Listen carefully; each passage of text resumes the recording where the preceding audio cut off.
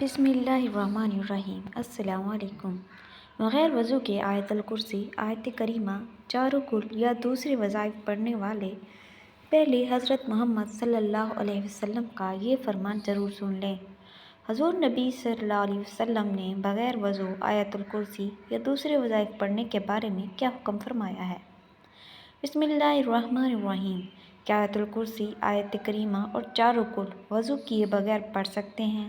اس video میں یہ تمام معلومات فراہم کی جائیں گی، لیکن پہلے یہ جان لیجئے کہ اگر آیت الکرسی کو وضو کرنے کے بعد اسے تلاوت کریں تو اللہ تبارک و تعالیٰ پڑھنے والے کو 40 سال کی عبادت کا ثواب عطا فرماتا ہے اور 40 درجہ بلند کرتا ہے اور 40 حوریں عطا کرتے گا۔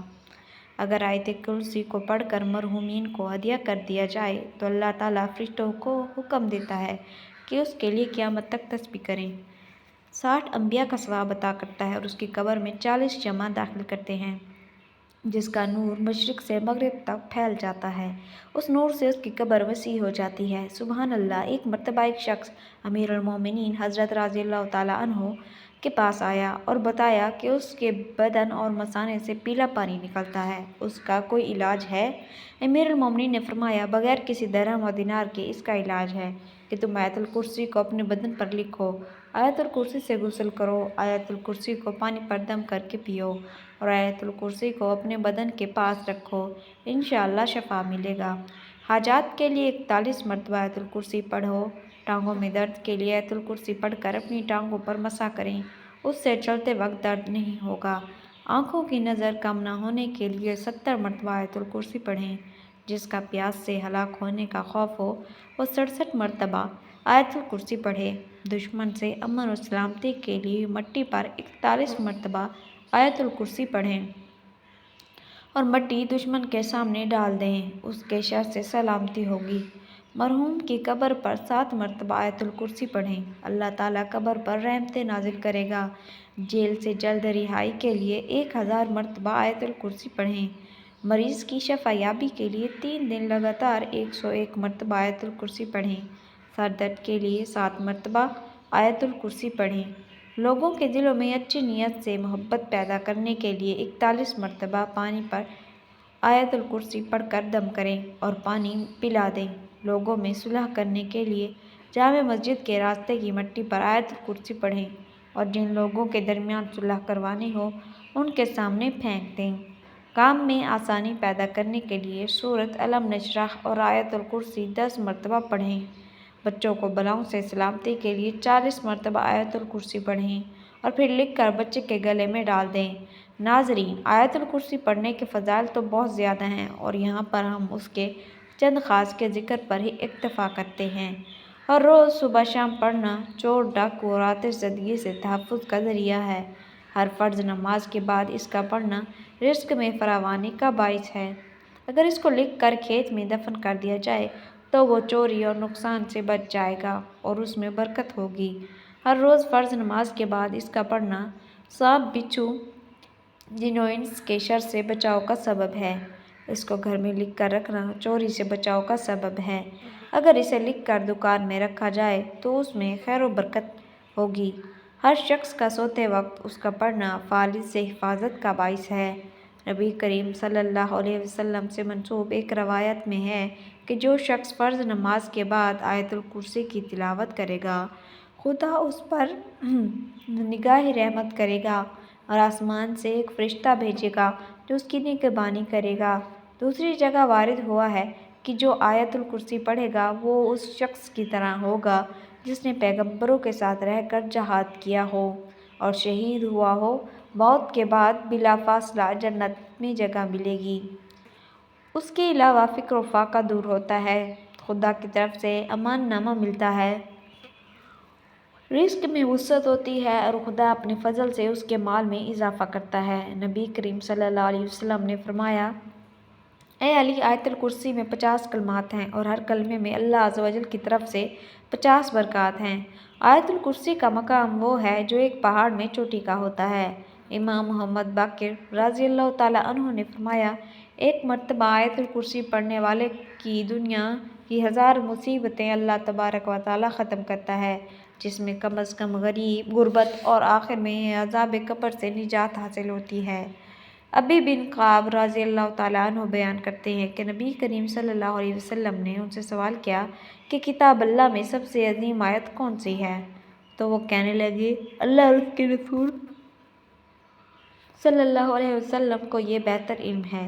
یہ سوال کئی بار دہرایا اور پھر فرمانے لگے کہ آیت الکرسی ہے۔ فرمانے لگے، اے ابو المنذر، علم مبارک ہو اس ذات کی قسم جس کے ہاتھ میں میری جان ہے، اس آیت کی زبان اور ہونٹ ہوں گے۔ حضرت ابو ذر رضی اللہ تعالیٰ عنہ بیان کرتے ہیں کہ میں نبی کریم صلی اللہ علیہ وسلم کے پاس آیا تو آپ مسجد میں تشریف فرما تھے، تو میں بھی بیٹھ گیا، تو میں نبی کریم صلی اللہ علیہ وسلم سے فرمایا، اے ابو ذر، کیا تو نے نماز پڑھی ہے؟ تو میں نے نہیں میں جواب دیا، تو نبی کریم صلی اللہ علیہ وسلم فرمانے لگے، اٹھ کر نماز پڑھو۔ میں نے اٹھ کر نماز ادا کی اور پھر بیٹھ گیا، تو نبی کریم صلی اللہ علیہ وسلم فرمانے لگے، اے ابو ذر، انسانوں اور جنوں کے شر سے پناہ طلب کرو۔ وہ کہتا ہے کہ میں نے رسول اکرم صلی اللہ علیہ وسلم سے کہا کہ کیا انسانوں میں بھی شیطان ہوتے ہیں؟ تو نبی کریم صلی اللہ علیہ وسلم فرمانے لگے، جی ہاں۔ میں نے کہا، نماز کا کہا؟ تو نبی کریم صلی اللہ علیہ وسلم فرمانے لگے، یہ اچھا موضوع ہے، جو چاہے زیادہ کر لے اور جو چاہے کم کر لے۔ وہ کہتے ہیں، میں نے کہا، روزے کے بارے میں نبی کریم صلی اللہ علیہ وسلم فرمانے لگے ہیں، فرض ہے، اس کا اجر دیا جائے گا اور اللہ تعالیٰ کے ہاں اور زیادہ اجر ملے گا۔ میں نے کہا، اللہ کے رسول صلی اللہ علیہ وسلم، صدقہ؟ تو وہ کہنے لگے، اس کا اجر ڈبل سے بھی زیادہ ہوتا ہے۔ میں نے کہا، کون سا صدقہ بہتر ہے؟ تو فرمایا، قلیل اشیاء کے مالک کا صدقہ کرنا یا پھر فقیر کو چھپا کر دینا۔ میں نے کہا، اے اللہ کے رسول صلی اللہ علیہ وسلم، سب سے پہلا نبی کون تھا؟ کہنے لگے، آدم علیہ السلام۔ میں نے کہا، اے اللہ کے رسول، کیا وہ نبی تھے؟ نبی صلی اللہ علیہ وسلم نے فرمایا کہ وہ نبی مکرم تھے، اللہ تعالیٰ کے ساتھ بات چیت کی تھی۔ میں نے کہا، اے اللہ کے رسول صلی اللہ علیہ وسلم، رسولوں کی تعداد کیا ہے؟ فرمانے لگے، 310 سے کچھ زیادہ۔ ایک جم غفیر تھا اور ایک مرتبہ یہ فرمایا کہ 315۔ میں نے کہا، اللہ کے رسول صلی اللہ علیہ وسلم، آپ پر جو نازل کیا گیا اس میں سب سے عظیم کیا ہے؟ فرمایا، آیت الکرسی۔ کہ عبداللہ بن ابن مسعود رضی اللہ تعالیٰ عنہ بیان کرتے ہیں کہ انسانوں میں سے ایک شخص نکلا تو وہ ایک جن سے ملا اور وہ اسے کہنے لگا، کیا تو میرے ساتھ کشتی کا مقابلہ کرے گا؟ اگر تو نے مجھے پھاڑ دیا تو میں تجھے ایک ایسی آیت سکھاؤں گا جس کا تو آسمان سے بھی داخل ہو کر پڑھے گا تو شیطان گھر میں داخل نہیں ہو سکے گا۔ ان دونوں نے مقابلہ کیا تو انسان نے اسے پچھاڑ دیا۔ وہ انسان سے کہنے لگا کہ میں تجھے بہت ہی کمزور اور دبلا پتلا دیکھ رہا ہوں، تیرے بازو کتے کی طرح ہیں، کیا سب جن اسی طرح ہیں یا کہ ان میں تو ہی ایسا ہے؟ تو اس نے کہا کہ میں ان میں سے ہی کمزور اور دبلا پتلا ہوں۔ اس نے دوبارہ مقابلہ کیا تو انسان نے دوبارہ بھی چھاڑ دیا۔ تو وہ جن کہنے لگا، تو آیت الکرسی پڑھا کر، اس لیے کہ جو بھی گھر میں داخل ہوتے وقت آیت الکرسی پڑھتا ہے، اس گھر سے شیطان نکل جاتا ہے اور نکلتے وقت اس کی آواز گدھے کے گوز مارنے کی سی آواز کی طرح ہوتی ہے۔ ناظرین، آیت الکرسی یا سورۃ البقرہ کی آیت نمبر 255 ہے، جو عظمت والی ہے۔ اس آیت میں اللہ تعالیٰ کی توحید اور بعض اہم صفات کا ذکر ہے۔ اس آیت میں اللہ تعالیٰ کی کرسی کا بھی ذکر آیا ہے، جس کی وجہ سے اس آیت کو آیت الکرسی کہا جاتا ہے۔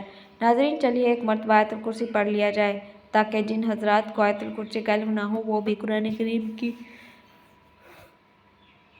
اس اہم آیات کو یاد کر لیں اور اپنے روزمرہ زندگی کا معمول بنا لیں۔ بسم اللہ الرحمن الرحیم۔ اللہ لا الہ الا هو الحی القیوم لا تأخذہ سنۃ ولا نوم لہ ما فی السماوات وما فی الارض من ذا الذی یشفع عنده الا بإذنہ یعلم ما بین ایدیہم وما خلفہم ولا یحیطون بشیء من علمہ الا بما شاء وسع کرسیہ السماوات والارض ولا یئودہ حفظہما وہو العلی العظیم۔ ناظرین، اب آئیے اپنے آج کے اصل موضوع کی جانب چلتے ہیں کہ کیا بغیر وضو کے آیت الکرسی پڑھ سکتے ہیں؟ آیت کریمہ پڑھ سکتے ہیں، چاروں کل پڑھ سکتے ہیں، تو سب سے پہلے جان لیجئے کہ وضو کرنا شرط ہے نماز کے لیے، یعنی جب بھی نماز ادا کرنی ہو تو اس سے پہلے وضو کرنا شرط ہے۔ اب یہاں جو سوال یہ اٹھتا ہے کہ ایک شخص کا وضو پہلے سے ہی موجود تھا اور اگلی نماز کا وقت ہو گیا تو کیا وہ پھر سے وضو کرے گا؟ تو جان لیجئے کہ اگر وضو کو فاسد کرنے والا کوئی کام یا کوئی چیز اس کے ساتھ رونما نہیں ہوئی تو اسے کامل یقین ہے کہ اس کا وضو قائم ہے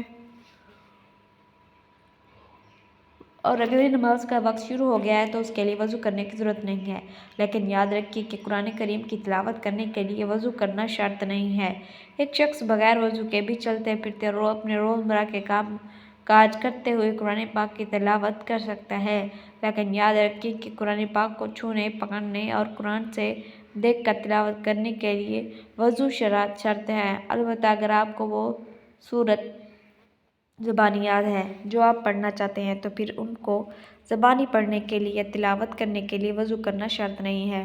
لہٰذا ہر ایک مسنون دعا، خواہ گھر سے باہر نکلنے کے لیے ہو، گھر میں داخل ہونے کے لیے، سفر پر جانے کے لیے، اذان کا جواب دینے کے لیے ہو، بیت الخلاء میں جانے اور باہر آنے کے لیے ہو، کھانا کھانے سے پہلے یا کھانا کھانے کے بعد کی ہو، وہ آپ بغیر وضو کے جب بھی چاہے پڑھ سکتے ہیں۔ بہت سی دعائیں قرآن کریم سے لی گئی ہیں۔ جب ان دعاؤں کو بغیر وضو کے پڑھ سکتے ہیں تو قرآن پاک کو بھی بغیر وضو پڑھ سکتے ہیں۔ لیکن جب زبانی پڑھنا ہو، اب یہ بھی جان لیجئے کہ آیا ناپاکی کی حالت میں آیت الکرسی، آیت کریمہ اور چاروں کل پڑھ سکتے ہیں یا نہیں پڑھ سکتے۔ ناظرین، جان لیجئے کہ ناپاکی کی حالت میں آپ تمام وظائفوں کو پڑھ سکتے ہیں، ذکر و اذکار کر سکتے ہیں، کلمہ شریف، درود شریف، جو بھی روزمرہ کے وظائف آپ پڑھتے ہیں وہ ناپاکی کی حالت میں بھی پڑھ سکتے ہیں۔ مثلاً میاں بیوی آپس میں صحبت کی، غسل نہیں کیا اور سونے لگے تو وہ سونے سے پہلے چاروں کل ضرور پڑھی۔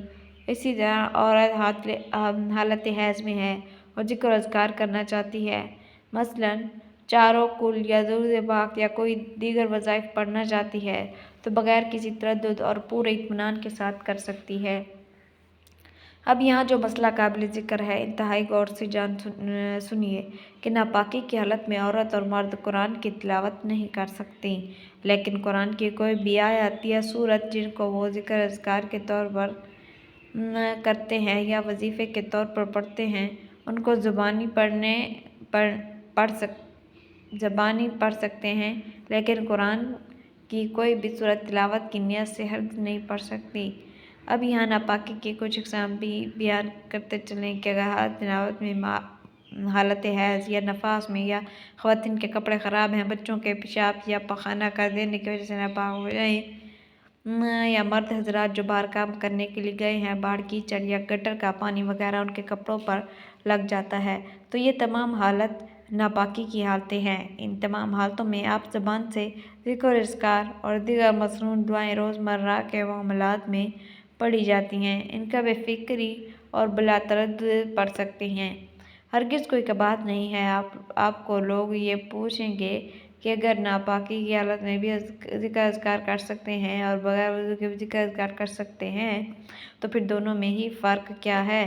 تو ناظرین، فرق یہ ہے کہ بغیر وضو آپ قرآن کو چھوئے بغیر قرآن کی صورتوں کو تلاوت بھی کر سکتے ہیں، کہ ناپاکی کی حالت میں اگر آپ ذکر اذکار اور وظائف کی نیت سے قرآن کی صورتیں پڑھ سکتے ہیں، لیکن تلاوت کی نیت سے قرآن کی صورت میں زبانی نہیں پڑھ سکتے۔ آخر میں بتاتے چلیں کہ اگرچہ بغیر وضو کے آیت الکرسی، آیت کریمہ، چاروں کل اور دیگر صورتیں پڑھ سکتے ہیں اور قرآن کریم کو ہاتھ لگائے بغیر تلاوت قرآن بھی کر سکتے ہیں، آپ کو ان کا اجر ثواب ملے گا۔ لیکن اگر یہ عمل آپ باوضو ہو کر کریں گے تو اس کی فضیلت اور اس کا درجہ بغیر وضو والے اعمال سے بھی بلند و برتر ہوگا۔ لیکن کوشش کیجئے کہ جب بھی قرآن کریم کی تلاوت کرنی ہو تو باوضو ہو کر ہی کریں، کیونکہ باوضو رہنا بذات خود ایک عبادت ہے اور اس حالت میں جو بھی عبادت کی جائے اس کا اجر و ثواب بھی بڑھ جاتا ہے۔ ناظرین، اللہ تعالیٰ سے دعا ہے کہ اللہ تعالیٰ ہمیں روزانہ قرآن مجید، نماز پڑھنے اور ذکر اذکار کرنے کی توفیق عطا فرمائے اور ہمارا خاتمہ ایمان پر فرمائے۔ اور ناظرین، ویڈیو اچھی لگی ہو تو ویڈیو کو لائک کریں، شیئر کریں، چینل کو سبسکرائب کریں اور کامنٹ باکس میں اللہ تعالیٰ کے 99 ناموں میں سے ایک نام ضرور ٹائپ کریں۔ اگلی ویڈیو تک کے لیے اجازت دیجیے۔ اللہ حافظ۔ جزاک اللہ۔